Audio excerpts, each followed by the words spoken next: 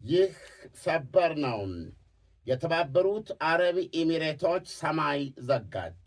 አቡዳቢ ላይ የተሰማውን ፍንዳታ ተከትሎ ጭስ እየተትቦለቦለ መሆኑ ታውቋል። ኢራን የግጭት ከተጀመረ በጥቂት ሰዓታት ነው ያለፉት።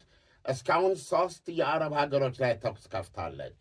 ኳታር የአሜሪካ በመካከለኛው ምስራቅ የሚገኘው ትልቁ የአየር ኃይል ጦር ሰፈሯ የሚገኝበት ነው። ባህሬን 5ኛው የሚባለው የአሜሪካ ባህር ኃይል ማዕከል ናት። እንደዚሁም ደግሞ በ3ኛ ሀገር ደረጃ ባህሬን፣ ኳታር እና የተባበሩት አረብ ኤሚሬቶች 3ቱን ሀገሮች ነው ያጠቃችው። የአሜሪካ ጦር ሰፈር በግዛታቸው እስከሚገኙ ሀገራት መካከል አንዷ ሳዑዲ አረቢያ ነች። እስካሁን ድረስ ከሳዑዲ አረቢያ የሰማነው ነገር የለም። ይህ በእንዲህ እንዳለ የሊባኖስ መንግስት በምንም ሁኔታ የሀገራችንን ጥቅም የሚጎዳ ጀብደኛነት ልናሳይ አንችልም፣ ሊባኖሳውያን ብልህነትና ሀገር ወዳድነት አሳዩ፣ ሀገራችን አሁን በክልሉ ከተፈጠረ ሁኔታ አንጻር ወደ ጦርነት መማገድ አይቻልም ሲሉ ሄዝቦላን እንዳይንቀሳቀስ አስጠንቅቀዋል። ይህ በዚህ እንዳለ በእስራኤል በከፍተኛ ደረጃ የአደጋ ማስጠንቀቂያ ዋይታዎች እያስተጋቡ መሆናቸው ተገልጿል። ኢራን በቦሊስቲክ ሚሳይል እሩምታ ለማለት ዜናዎች መመልከት አለብኝ። ይህ በአሁኑ ሰዓት በእስራኤል የሚሰማው የማስጠንቀቂያ ዋይታ በቅድስቷ ከተማ ኢየሩሳሌምም ጭምር ነው። ፍንዳታዎች ተሰምተዋል። አይዲኤፍ የሚሳይሎችን መትቼ ለመጣል እየሰራው ነው ብሏል። እስካሁን የቀረበ የመቁሰል አደጋም ሆነ የለም። የጦር ጀቶችና ሚሳይሎች በኢራቅ አየር ክልል ውስጥ ሲተራመሱ ይታያል ይላል ሌላው ትኩስ ዘገባ። አሜሪካና እስራኤል ዛሬ ጠዋት ፀሐይ መውጫ ገደማ ኢራን ላይ ጣምራ ክንድ በመሆን ጥቃት ጀምረዋል። የኦፕሬሽኑንም ስም የአሜሪካ መከላከያ ሚኒስትር ቁጣ ብሎታል። ይህ ከመድረሱ በፊት እነዚህ ሀገሮች ድርድር ሲያደርጉ ቆይተው ነበረ። ብዙዎች አድማጮቻችን እንደሚያስታውሱት ባለፈው ሐሙስ ጄኔቭ ላይ በኦማን ውጭ ጉዳይ ሚኒስትር አደራዳሪነት የተደረገው ጦርነቱን የማስቀረት ዕድል የነበረው አጋጣሚ ነው። ነገር ግን ያ ሳይሳካ ቀርቷል። ሲቢኤስ ለተባለው የአሜሪካ ቴሌቪዥን የኦማን ውጭ ጉዳይ ሚኒስትር በሰጡት መግለጫ መልካም ሁኔታዎች ላይ ነው ያለ ነው፣ ኢራኖች የበለጸገ ዩራኒየም አናከማችም ብለዋል። ኦልሬዲ ከ60 በመቶ ያበለጸግነውን ዩራኒየም ከ400 ኪሎ ግራም በላይ ያለውን ደግሞ እናደፈርሰዋለን፣ ጥራቱን እንቀንሰዋለን፣ ኦልሞስት ለጦር መሳሪያ በማያገለግልበት መልክ ከጥቅም ውጭ እናደርገዋለን የሚል ቃል ሰጥተዋል። ይህ ትልቅ መርታ ነው፣ ትልቅ ብሬክ ስሩ ነው። 90 ቀኖች ካሉን ሰላም ውስጥ እንደርሳለን በማለት 90 ቀን ነበር የጠየቁት ውጭ ጉዳይ ሚኒስትሩ። እውነቱን ለመናገር ኢራን ሁለት አውሮፕላን ተሸካሚ ቁጥር ሰፈር የሌለው ዲስትሮየር ስለዋለ ታውቃለህ፣ የአሜሪካ መሳሪያዎች እንደዚህ 2 የአውሮፕላን ተሸካሚዎች ብቻ አብርሃም ሊንከንና ጄራልድ እነሱ ብቻ በጋራ ቢያንስ 170 የጦር ጀቶች ተሸክመዋል። የጦር ጀቶቹ ምን አይነት ናቸው? F-35 ብዙ ናቸው አይነታቸው። እስቲ ለራዳር የማይከሰት ወይም በራዳር ማት አርማዳ ነው ያሉት። በቃ የብረታ ብረት ጭፍራ ነው የተከበበችው ኢራን። እና ኢራኖች ብልህ ሆነው ይሄንን ያንዣበበውን የጦር ደመና ከበላያቸው ላይ የሚገፉበት እድል ነበረ። ድርድሩ እንደሰማው አደራዳሪ የኦማን ውጭ ጉዳይ ሚኒስትር 90 ቀን ከዚህ በኋላ ነው ያሉት። እና ግን እኮ በዚህ በድርድሩ ላይ እኮ ኢራኖች ለሰላም እጃቸውን መዘረጋታቸው ነው በተወሰነ ደረጃ የሚታየው። ዜናዎቹም እንደዛ ነበር የሚያመለክቱት። ሙሉ ለሙሉ አናጠፋም የሚል ነገር የላቸውም። የተወሰነ ጊዜ ይሰጠን ነው ያሉት። ግን አይ ቲንክ አሜሪካኖች ፈልገውታል ይህን ጦርነት፣ ወይም ደግሞ ሌላ ዓላማ። አሁን ፕሬዚዳንት ትራምፕ እንደሚናገሩት ከሆነ መንግስትን የመቀየር ፍላጎት አላቸው፣ ድርድሩም እያለ ማለት ነው። እና እሱ እያለ አሁን የ90 ቀን ጊዜ መስጠት ለእነ አሜሪካን ምን ያህል እንደከበዳቸው ነው የሚያሳየው። እኔ ምንድን ነው ኩራትን የምትውጥበት ቦታ አለ። እኔ እንደ ኢራናዊ የሆነ ተናገር ብለህ ብትለኝ አንዳንድ ፋክቶችን አንትን አትልም። ለምሳሌ ስርዓቱ በዚህ ሰዓት ምንድን ነው ይህ ጦርነት ከፍተኛ የውስጥ ሁኔታ ተበላሽቶበታል። የውስጥ ተቋሙማ በጣም ምናልባት እሱን የማገዝም ሊሆን ይችላል። ከዛ ሁሉ ያንን ለማክሸፍ ከተወሰነው እርምጃ በሙሉ ሀገሪቱ ቀብራ አልጨረሰችም። ይብን ይሄ ባለበት ሁኔታ ሌሎች የተማሪዎች እንቅስቃሴ እንደዚህ ነገር አለ። ስለዚህ ይሄ ባለበት ሁኔታ አገዛዙ ከፍተኛ የኢኮኖሚ መቀመቅ ውስጥ መግባቱን አምኗል። በተቋሙ ወቅትም ከተቃዋሚዎችን በሁለት ከፍሎ ነበር የሚመለከተው። ልክ ነው፣ የኢኮኖሚው ጉዳይ ልክ ነው። ፕሬዚደንት ፔዜሽኪያን የሚሉት ይሄን እኛ መፍታት አለብን፣ ይሄን መመለስ አለብን የሚል ነው። ስለዚህ እዚህ የኢኮኖሚው እኮ ችግር የመጣው እኮ አሁን በማዕቀቡ በምናምኑ አይደለም እንዴ? የውጭ ሀገሩ ችግር ካልተፈታ ከእነ አሜሪካ ጋር ያለው ነገር ኢኮኖሚ ሊፈታ ይችላል። ስለዚህ ኢራኖች ማድረግ የነበረባቸው ምንድን ነው? አሁን አሜሪካኖች ያቀረቡት 3 ጥያቄ ነው። በሚሳይሏቸው ላይ እንደራዳለን፣ በተጋትሎ ተራዳ የሚለው ላይ እንደራዳለን፣ በኒውክሌር ላይ የሚለው እኔ ኢራንን ቦታ ይቀኝ በተጋትሎ ተራዳው ላይ አልደራደርም የምልበት ምክንያት ኢስ ኦልሬዲ ዴድ። ማንኛውም ይኸውልህ ኩራትን መዋጥ አለበት፣ ነገሮችን ማየት አለበት አይደለም እንዴ?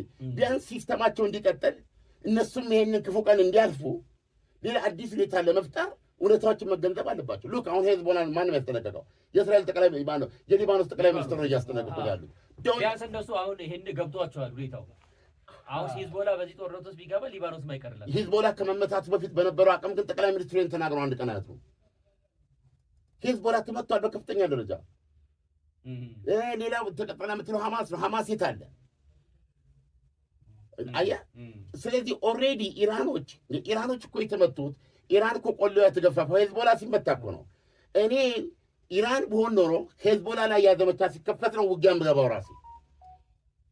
አቅሙ ቢኖር ነው ነው that is the question። ይኸውልህ ሄዝቦላ ማለት ኢራኖች የመሰረቱት የሚገርም ነበልባል ጦራቸው ማለት ነው። ሄዝቦላን ሳትጨርስ በፊት ወደ ቴራ መምጣታችን ሄዝቦላ ሲመታ እጃቸውን አጣምረው ተመለከቱ ኢራኖቹ። እነሱም አልቀረላቸው በዛ ነው። አንዳንድ እያለ በላቸው መቼም አባት የላቸው የሚባል ነገር አለ።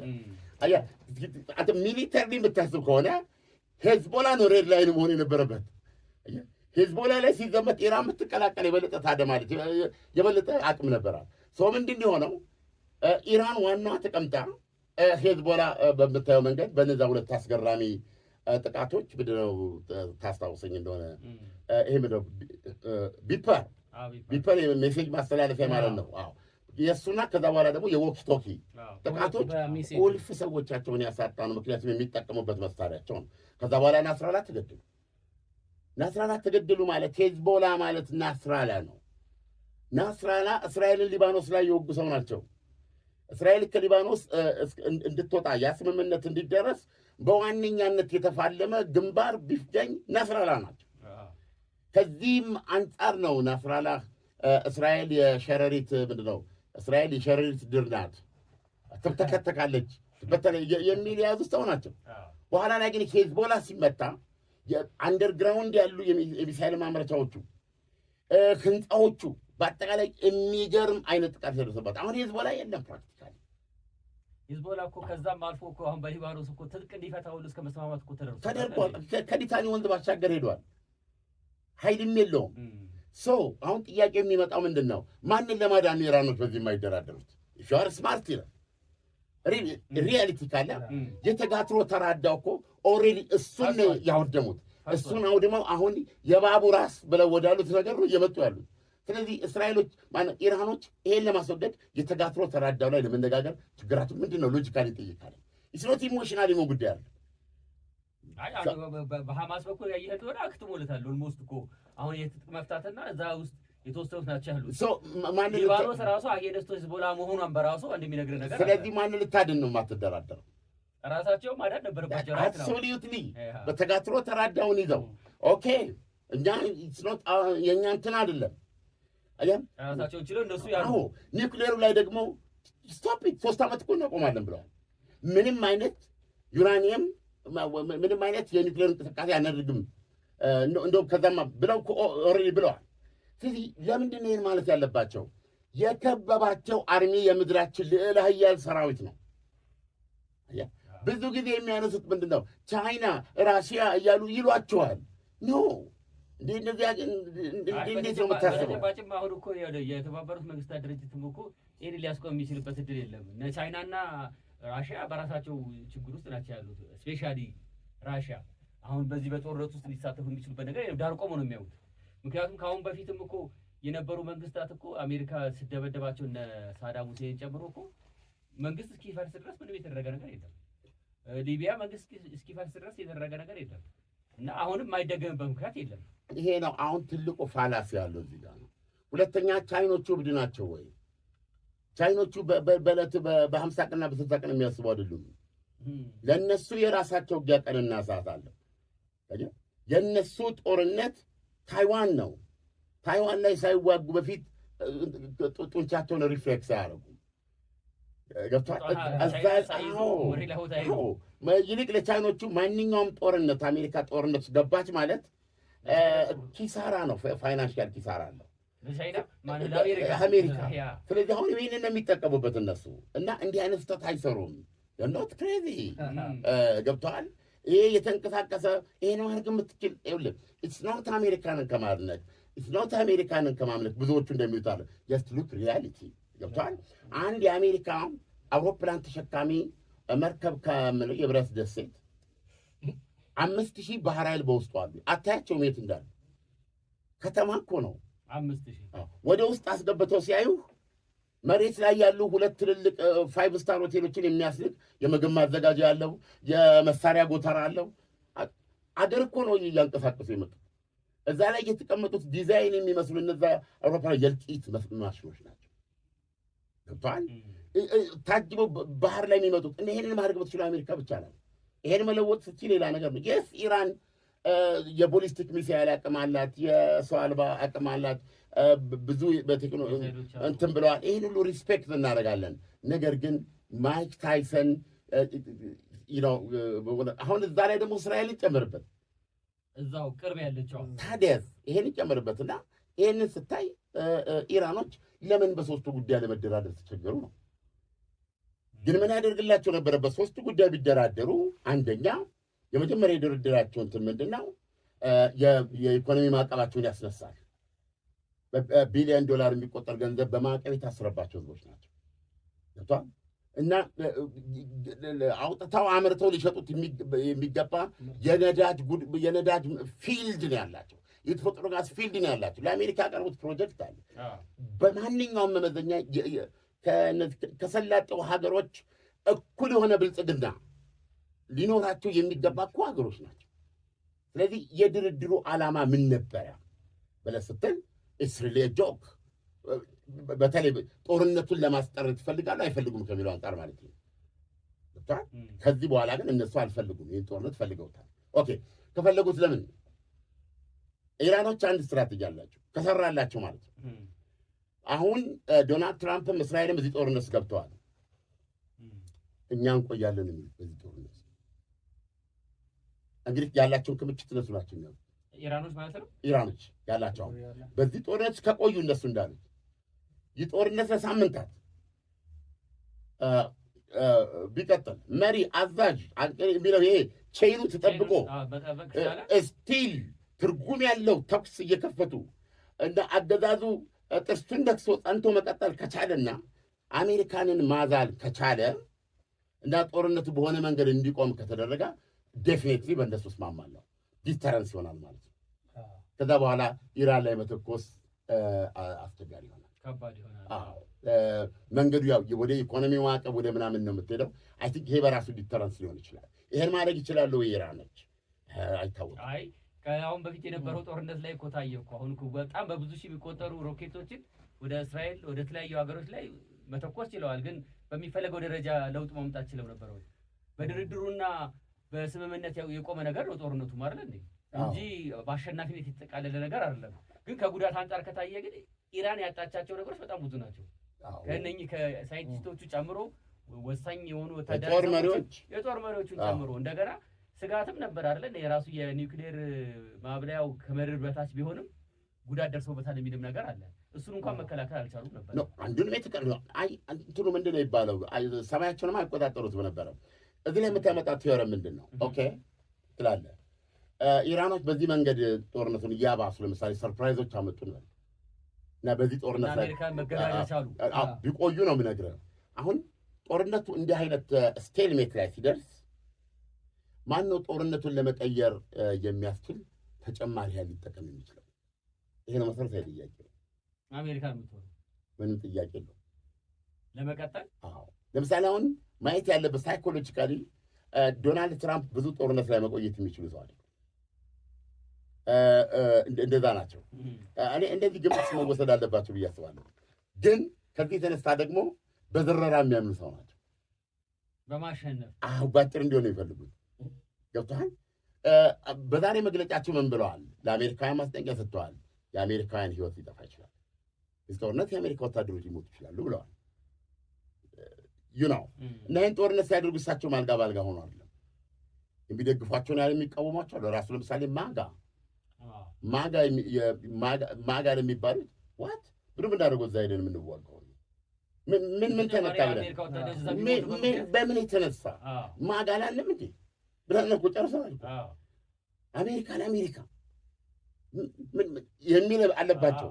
ስለዚህ እሳቸውን ፔን አለባቸው እና እኔ ባጭሩ ማለቅ ያለበትም ለዚህ ነው። ባጭሩ ማለቅ አለበት። ይሄን ማይቻል ከሆነና የተፈጠረ ሁኔታ የኢራን ስትራቴጂስቶች እንዳሰቡት ለኢራን ዲተረንስ አጎናጽፎ የሚያበቃ አገዛዙን በስልጣን ላይ የሚታው ከሆነ ዶናልድ ትራምፕ የሉም።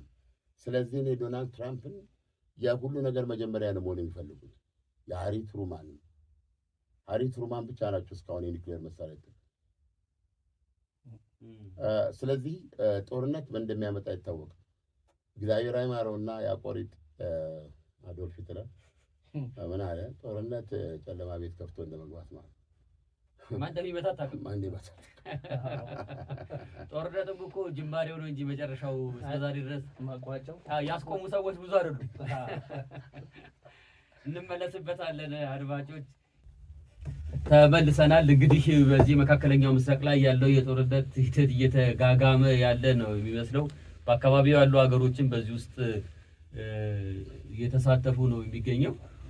እንደተባለው ኢራን እንግዲህ ወደ ኳታር ሁሉ መተኮስ ትችላለች። ኳታር እንግዲህ የሚገኘው የአሜሪካ የጦር ሰፈር ነው።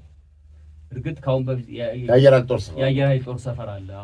አሁን በፊትም ወደ ኢራን ወደ ኳታር ተኩሳ ነበረ። ባለፈው ከሐማስ ጋር በነበረው ጦርነት መነሻነት እስራኤል ወሰደችው እርምጃ ወደ ኳታር የተተኮሱ ሚሳይሎች እንደነበሩ ይታወቃል። ግን አሁን ጦርነቱን በዚህ ደረጃ እንግዲህ ልትቋቋም የምችልበት እድል በጣም አጠራጣሪ ነው የሚሆነው ለኢራን።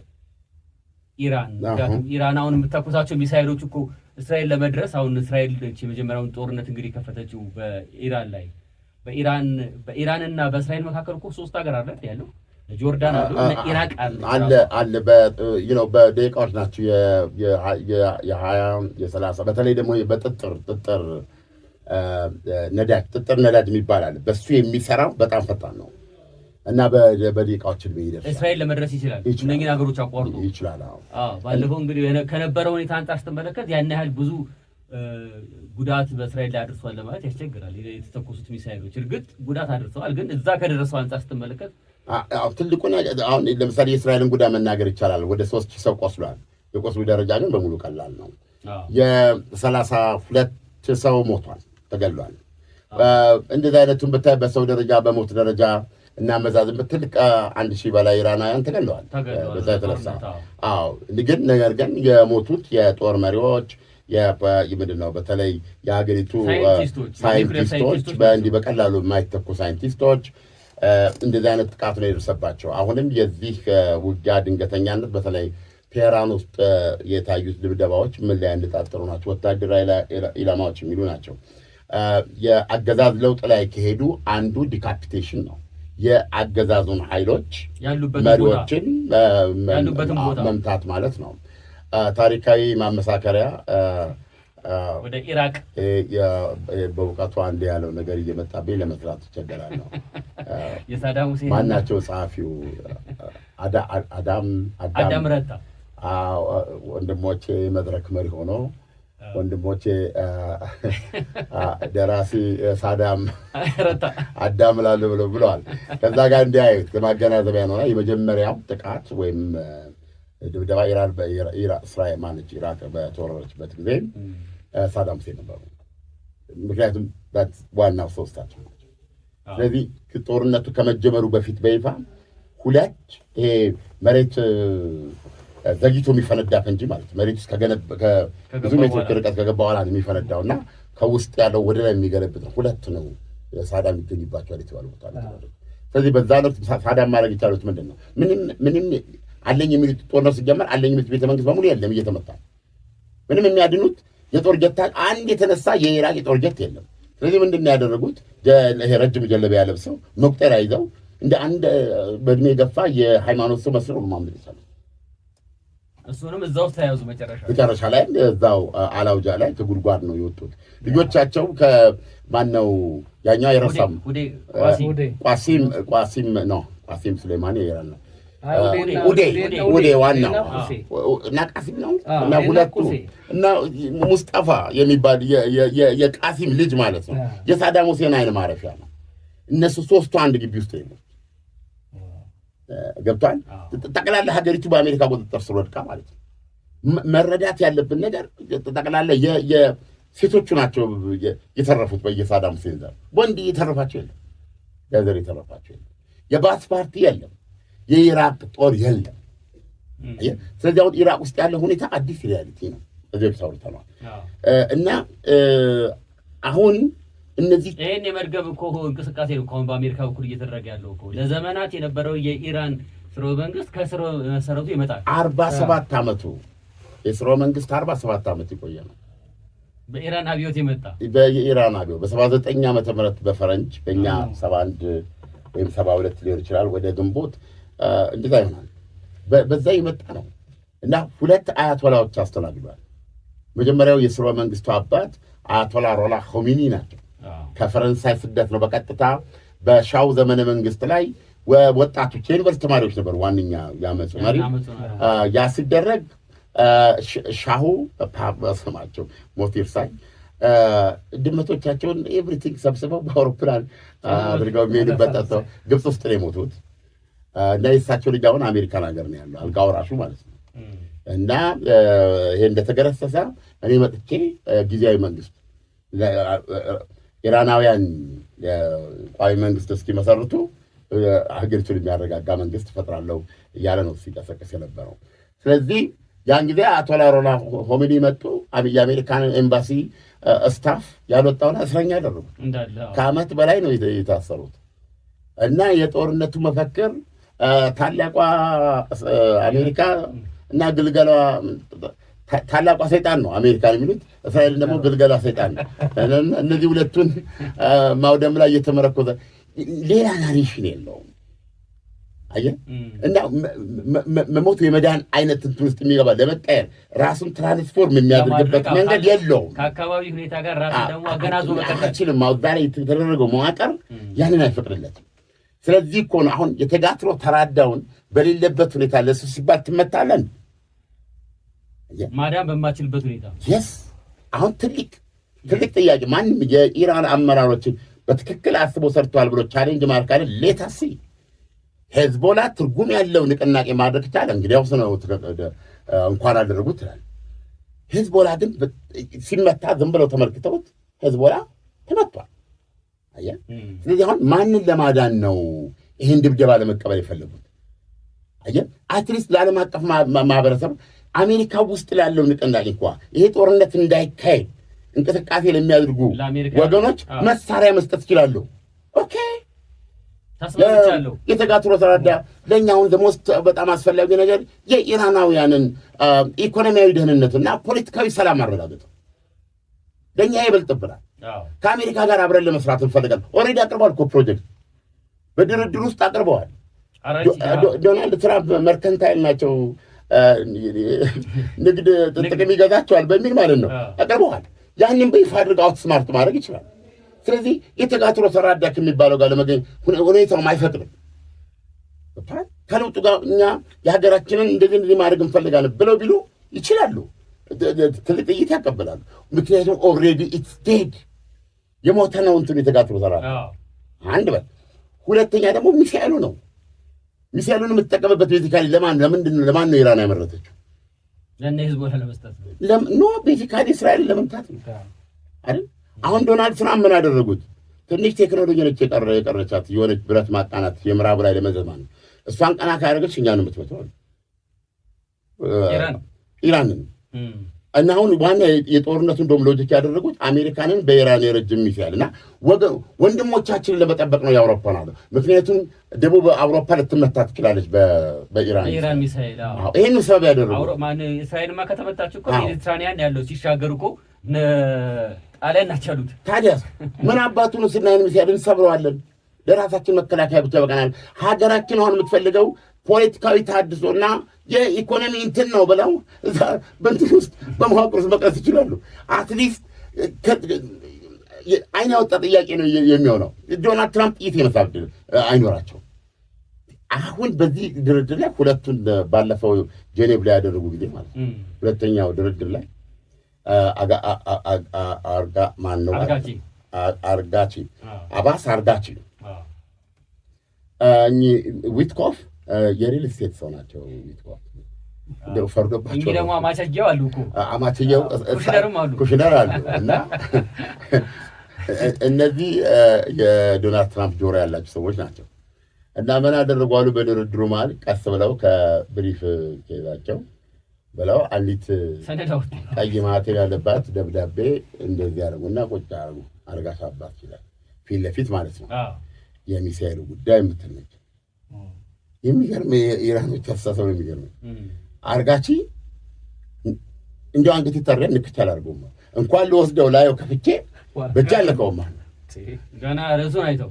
አሁን ደግሞ ኢምባራሲንግ ነገር ምንድነው? ስብሰባው ሲያልቅ የምድራችን ሌላ ሀያል ሀገር ተደራዳሪ ስቲቭ ዊትኮፍ በምን ተፍረት ያቺ ያልታየች ደብዳቤ መልሰው አስቀምጠው ነው ይሉት እና ባለፈውም ዘገባው ላይ ብለናል። አሁን ባለፈው ደግሞ ሐሙስ ድርድር አላደረጉም። እቺ ዋይት ሃውስ ውስጥ የቀረች ደብዳቤ ይዘዋት ይሄዳሉ ወይስ የሚል ነውና this is a station። እስቲ እንመለስበታለን። አዳዲስ መረጃዎች፣ ዜናዎች እየወጡ ነው ከስር ከስር። የዛሬን ውሎ በተመለከተ ሌሎች አዳዲስ መረጃዎችን እናቀርባለን።